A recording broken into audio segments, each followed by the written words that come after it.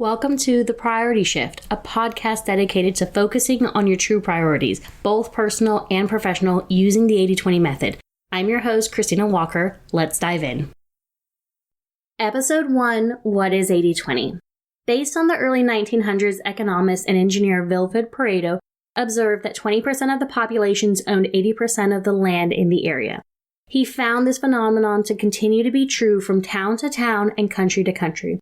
If you've been exposed to lean manufacturing, you will probably have heard the 80-20 rule as a footnote and how you can use it.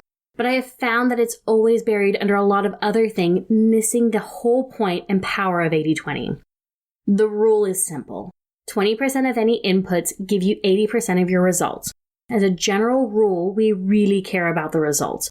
So when we talk through 80-20 and what is important, I will be calling the 80s the higher priority items. Again, this is where you're seeing the 80% of your results and where you should be spending your time on things. The inverse of this is quite staggering realization though.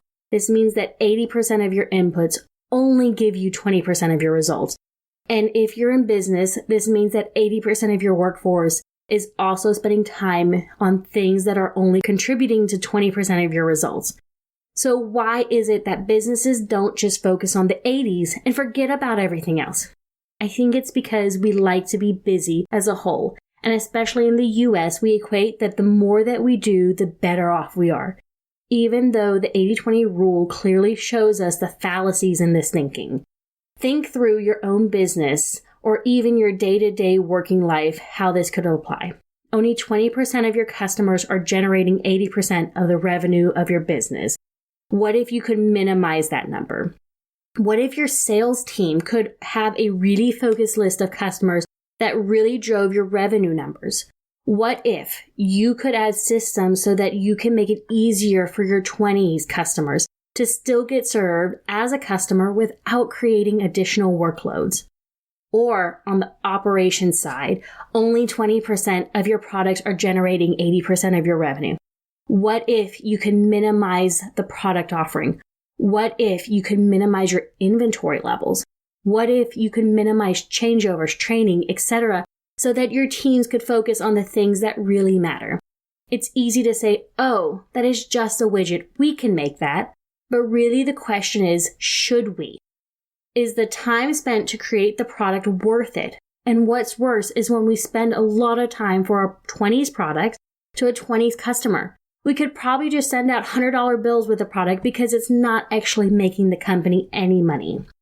The ideas can start to generate a lot of overwhelming options on where the company is wasting money and resources without having to cut jobs. What if you could simplify your business quickly? And what else could you be doing with that time or those resources? The theory is incredibly simple, and usually the application can be straightforward too. But you're going against everything that we have ever been taught, and it feels wrong. We are naturally drawn to complexity, and the simple things are the hardest to implement. As we kick off this podcast, I will continue to dig down on practical examples and applications to help you apply the 80-20 methodology yourself. The next few episodes will be focused around how you can apply it in your personal life, because I have found that when people can connect 80-20 to what they are naturally doing in their personal lives, it allows them to see the opportunities at work at a faster rate. But if you're ready to accelerate the learnings for yourself, reach out for one-on-one coaching. There are 3 simple levels available, and I'm sure there is something right for you and your organization. Thanks for listening, and make sure to leave us a 5-star review on your favorite listening platform, and share this with a friend, colleague, or manager. Find more info at PriorityShiftSolutions.com and reach out to Christina directly to get started with coaching and applying the 80-20 method.